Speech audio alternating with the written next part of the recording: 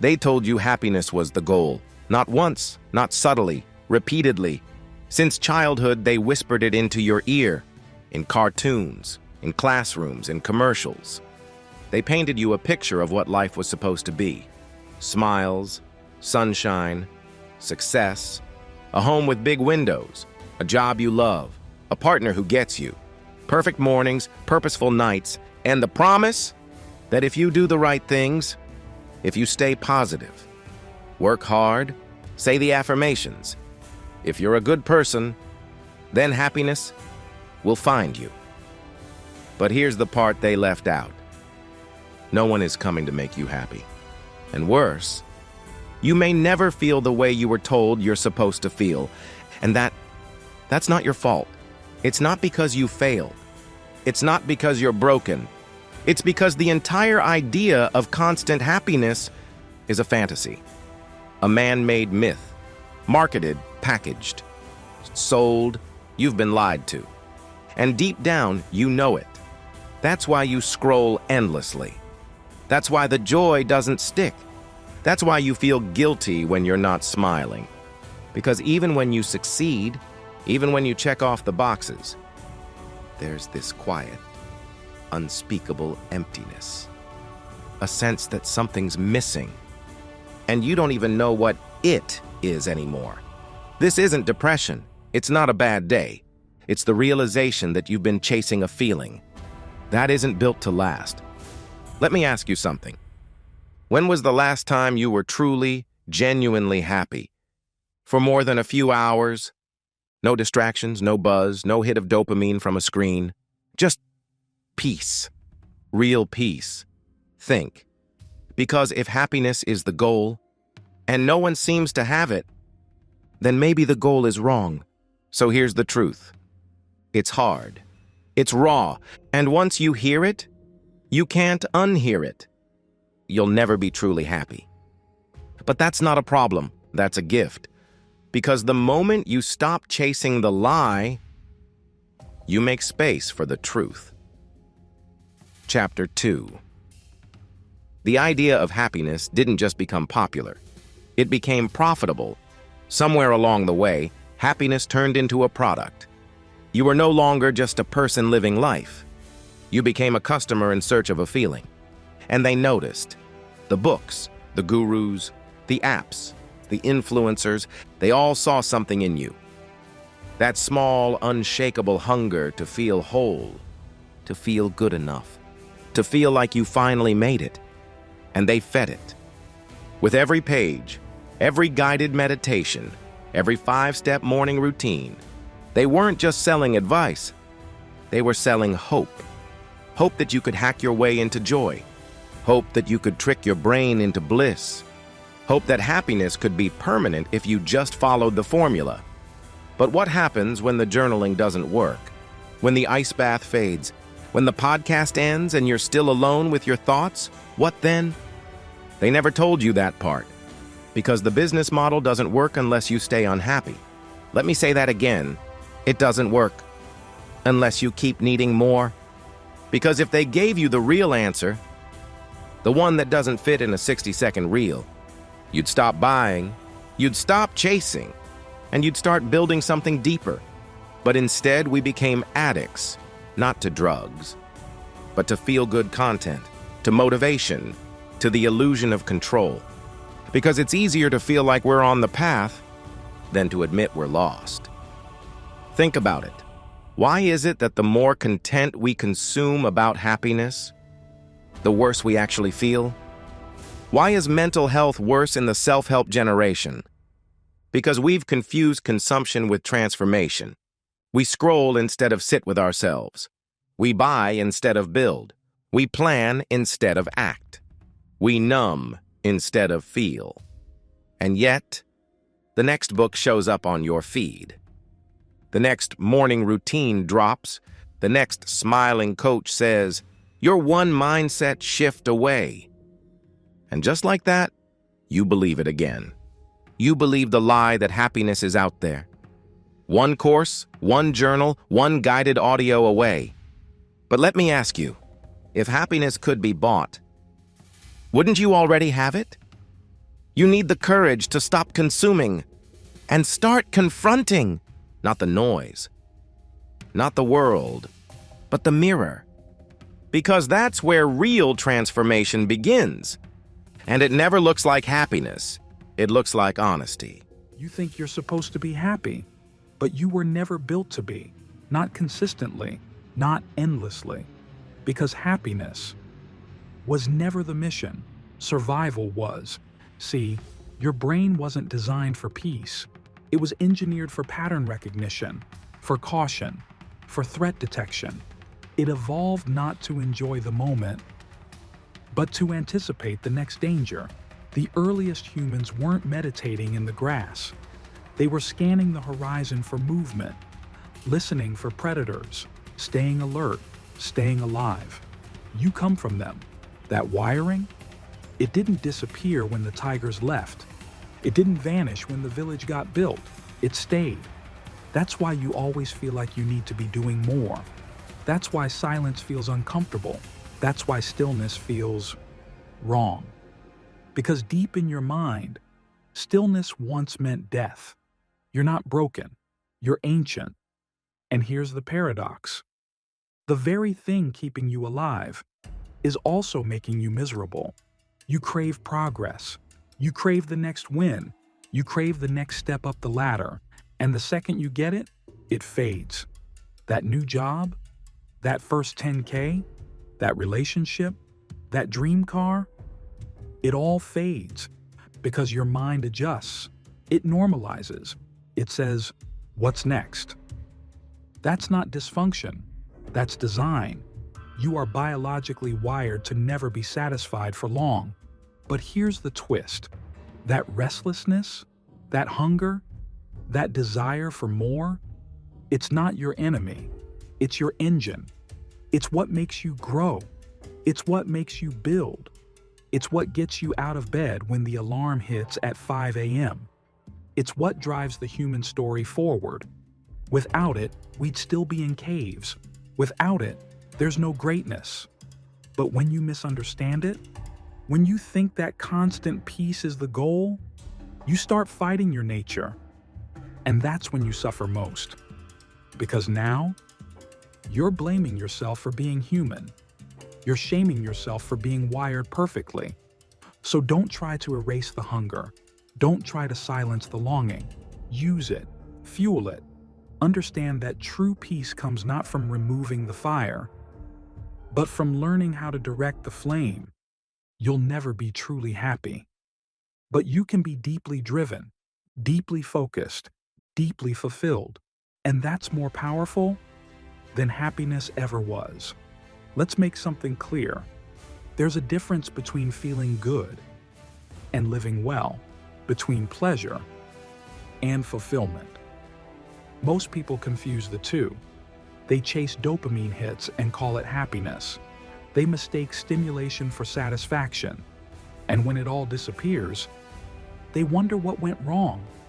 Pleasure is easy. Fulfillment is earned. Pleasure is what you get when you scroll endlessly, when you eat the cake, when you binge the series, when you hook up with someone just to fill the silence. It hits fast, feels good, and disappears just as quickly, like smoke through your fingers. Fulfillment is different. Fulfillment shows up when you do something hard, when you push through resistance, when you build, when you serve, when you finish a workout you didn't want to start, when you sit with the discomfort instead of numbing it, when you keep your promises to yourself. Fulfillment takes effort, time, pain. It's slower, quieter, but when it lands, it stays. You don't feel fulfilled for 10 seconds. You feel it in your bones, like a quiet pride that no one needs to validate. Let me give you a simple metaphor. Pleasure is junk food. Fast, cheap, addictive. Fulfillment is a home-cooked meal. Takes effort, preparation, patience. But it nourishes you in ways fast food never could. Now think about your daily life. How much of it is built around pleasure? Notifications, likes, snacks, noise, stimulation. more, more, more. And how much of it is built around meaning, silence, service, growth, challenge, solitude, discipline. We live in a world designed for pleasure, but starving for purpose. And the longer you confuse the two, the more lost you'll feel, because you'll keep chasing temporary highs, while your soul slowly forgets what real nourishment feels like. Let me ask you something. When's the last time you did something hard? Not for a reward, not for applause, but because it mattered? When's the last time you felt proud? Not happy, proud. Of how you showed up, of what you resisted, of what you finished. That's fulfillment. That's where the real life is. Not in the peak of a high, but in the quiet satisfaction of doing something meaningful. You'll never be truly happy, but you can be proud of who you're becoming. And that is the kind of feeling worth waking up for. If happiness was rare before, it's nearly impossible now. Because today, you live in a world that sells noise as nourishment and distraction as healing. Your brain wasn't built for this. It wasn't built to be bombarded by thousands of images a day. It wasn't meant to compare your life to 100 strangers before breakfast. It wasn't designed to process likes, views, comments, hearts, shares, all as metrics of your worth. And yet, here you are, scrolling, clicking, refreshing, again and again and again. The algorithm doesn't care about your peace. It cares about your attention. And what keeps your attention? Anger, fear, desire, shock, outrage, FOMO. And so, bit by bit, you're trained to chase stimulation, but feel nothing. You're trained to curate a life that looks good, even if it doesn't feel good. Because if you can get the post just right, maybe that will prove you're happy. Even if you're crumbling in silence, social media has turned happiness into theater, filtered faces, manufactured joy, success stories told in 15 seconds. With none of the pain, none of the nights of doubt, none of the struggle that built it. It's a lie, a beautifully packaged algorithm-optimized lie, and deep down, you know it. Because after hours of scrolling, after laughing at memes and watching strangers succeed, you're left feeling hollow. This is the trap. The modern world gives you the illusion of happiness on demand, but it robs you of the real thing. Because real joy doesn't come from the screen. It comes from the scars you earned offline. Real peace isn't triggered by a notification. It's built slowly, quietly, in solitude, in sweat, in stillness. But stillness has become uncomfortable, boring, empty. We've been trained to fear silence, because in silence we're forced to hear ourselves. And that is terrifying. You were not made for this noise. And the more you immerse yourself in it, the further you drift from meaning. So if you feel empty after hours online, it's not you, it's the system. You weren't designed to chase likes. You were designed to chase purpose. You weren't designed to compare. You were built to create. But you've forgotten. We all have. So it's time to remember. You'll never be truly happy scrolling for it. Because happiness doesn't live on a screen. It lives in what you build when the screen is off. If happiness is the finish line, you'll spend your whole life feeling behind. Because happiness doesn't last. It was never meant to. It comes and goes like weather. Moments of sunshine, brief, warm, gone. But growth? That's different. Growth isn't a feeling. It's a direction. It doesn't always feel good. Sometimes it feels like failure, like resistance, like exhaustion, like showing up when every part of you wants to disappear.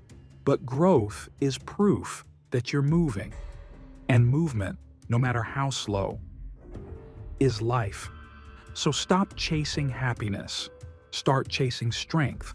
Start chasing resilience.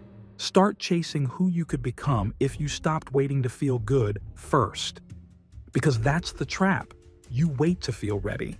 You wait to feel inspired. You wait to feel happy before you take the step. But the step is the thing that creates the feeling. You want to feel proud? Go train.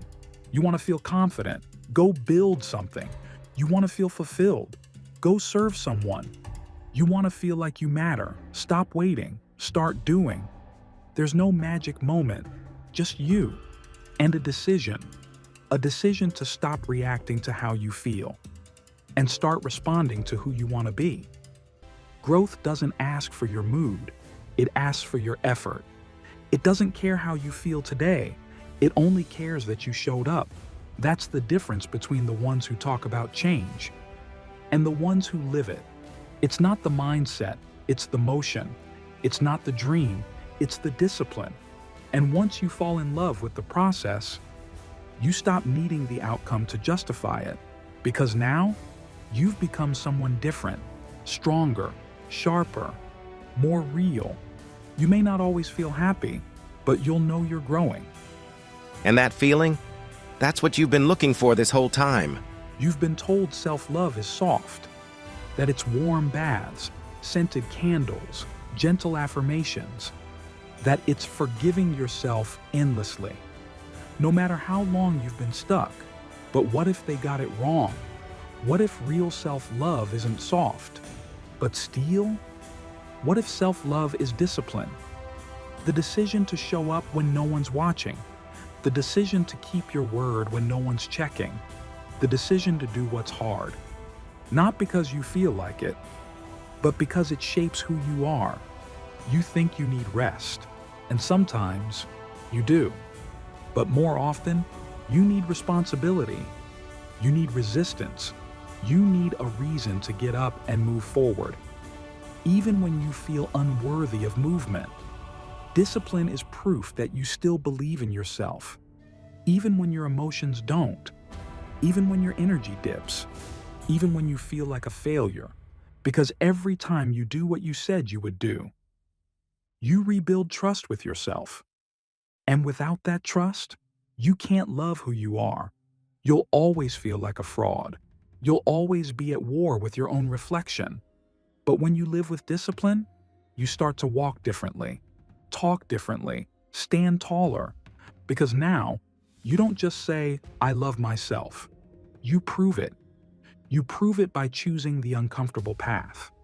You prove it by keeping promises to your future self. You prove it by pushing through even when there's no one to applaud you. That's the version of you you're looking for. Not the perfect one. Not the always happy one. You don't feel broken, but you don't feel whole either. You feel restless, distracted, flat, like life's happening in front of you, but you're not in it. And here's the truth that most won't tell you. You're not lazy. You're overstimulated. You're caught in a dopamine loop. A cycle of tiny, temporary highs that never give you peace. Every scroll, every buzz, every swipe, every notification, every shiny hit of digital sugar. It gives your brain a little spike, a little reward, a little taste of happy. But the more you spike, the less you feel, because dopamine, the chemical of desire, of motivation, was never meant to flood you 24/7. And when it does, reality starts to feel dull. You can't sit still anymore. You can't read a book without checking your phone. You can't walk outside without music or a podcast. You can't even eat without watching something. Stillness has become unbearable because your brain's tolerance is too high. You've been hijacked. And now the simple things, they don't register. They don't feel like enough, but they are. The sunlight through your window, the quiet of early morning, a slow conversation, a handwritten journal entry, a walk without your phone, a workout with no music, a day with no content. These aren't boring. They're detox. They're sacred. They're how you heal. But it won't feel good at first, because withdrawal never does. When you lower the volume on artificial highs, real life will feel painfully quiet. But in that quiet, you'll start to hear your real voice again. You'll start to remember what your attention used to be like before it got split into 100 pieces. You'll notice beauty again. You'll feel grounded, present, sober. And in that sobriety, you'll find peace. Not the kind sold in 30-second ads. The kind that can't be bought. The kind you earn by turning everything off and turning inward. You're not broken.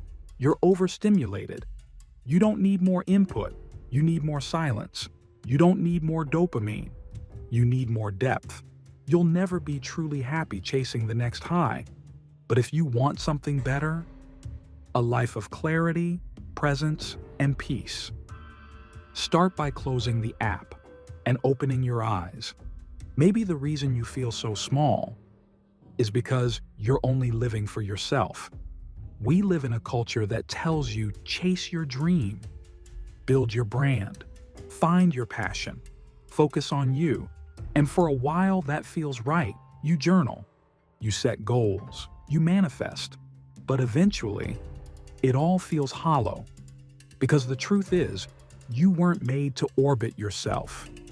You were made to serve, to build, to contribute, to carry something heavier than your own ego. The people who feel the most fulfilled, they're not chasing happiness.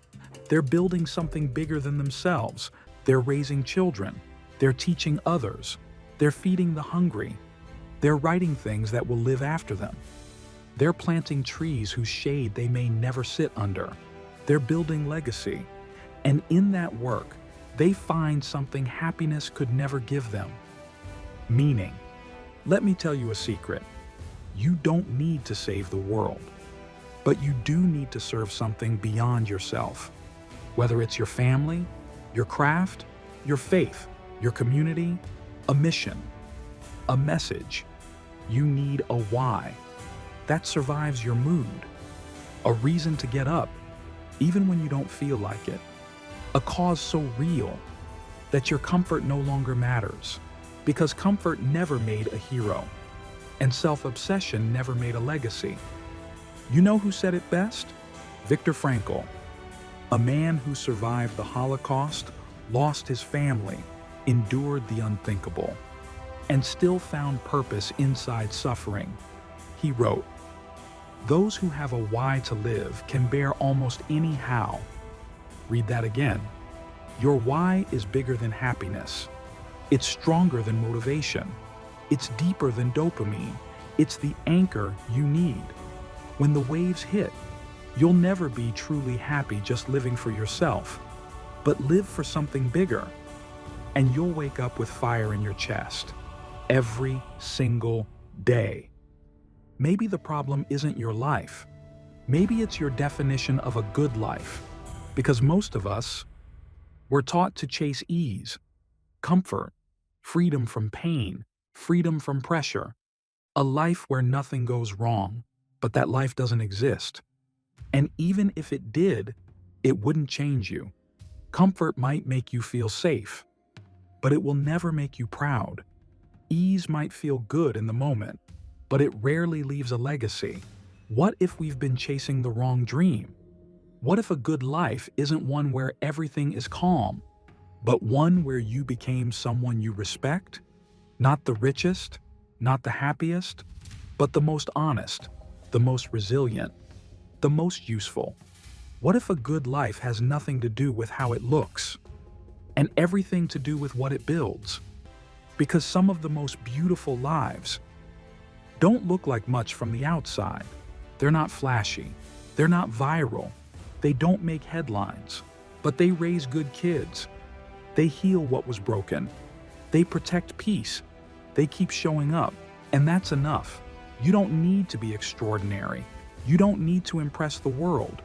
You just need to live in a way that your future self would thank you for. You just need to walk a path that your 80-year-old self could look back on and whisper, "That was a good fight. That was a good run.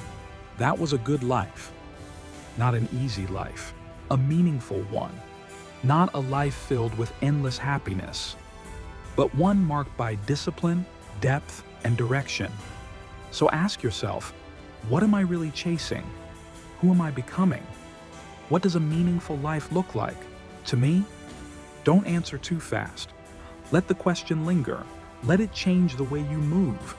Because once you redefine the goal, you stop feeling like a failure and you start building something you can be proud of. It was about happiness. Maybe you thought there'd be a secret, a shortcut, a list of steps to finally feel the way you've been chasing your whole life. But this isn't that video. Because here's the truth you've been avoiding. You'll never be truly happy. Not all the time. Not in the way you imagine. Not in the way they sell it to you. And that's okay. That's not failure. That's reality. That's freedom. You weren't built for constant pleasure. You weren't designed for uninterrupted joy. You were made to grow, to struggle, to overcome, to feel the weight of your calling, and rise anyway. You were made to bleed with purpose, to fall forward, to stumble through the fire and still keep walking. That's not the path to happiness. That's the path to meaning. And meaning is what your soul is actually craving. So stop waiting to feel ready. Stop waiting for the perfect mood, the perfect plan, the perfect moment. There is no perfect moment. There is only this one. And what you choose to do with it. You don't have to fix everything right now. You just have to stop lying to yourself. Stop pretending that one more purchase will make you whole. That one more compliment will make you worthy. That one more dopamine hit will finally silence the shame. You don't need more validation. You need more honesty. You don't need more happiness. You need more truth. And the truth is, you are not here to chase a feeling. You are here to build a life that makes you strong enough to carry whatever feeling shows up. Happiness fades. Fulfillment echoes. Joy is beautiful. But it's not your compass. Your compass is who you become. And what you build. And how many people you quietly lift along the way. So, if you leave with anything, let it be this. You will not always feel good. But you can always do good. You will not always feel happy, but you can always move forward. You'll never be truly happy, but you can be deeply alive, brutally honest, unshakably grounded, and free. That is more than enough. That is a life worth waking up for. If you made it this far, you're not like most people. Most people clicked away, went back to scrolling, chose the next quick hit of pleasure, the next empty escape. But you stayed. You listened. You reflected. You faced something most people run from. And that says something about you. You're not here for shallow. You're here for something real, for truth, for growth, for accountability, for a path that doesn't just look good, but actually leads somewhere worth going. So here's what I want you to do next. Not for me, for you. Drop this in the comments. Stop chasing happiness. Start chasing wow. Fill in the blank with what you're choosing instead. Discipline, truth, purpose, growth, whatever speaks to your soul. Because when you write it, you make it real. And if this video hit you, if it woke something up inside you, this channel is your home now. We don't do surface here. We go deep. We build discipline. We seek meaning. We call out the lies and walk toward what's real. So subscribe, join the mission, and bring your people with you. And one more thing. If you're serious about change, then you need to hear what's coming next. So go live your truth. Go do the hard thing. Go build what matters. You don't need to chase happiness. You need to become someone who doesn't have to. We're just getting started.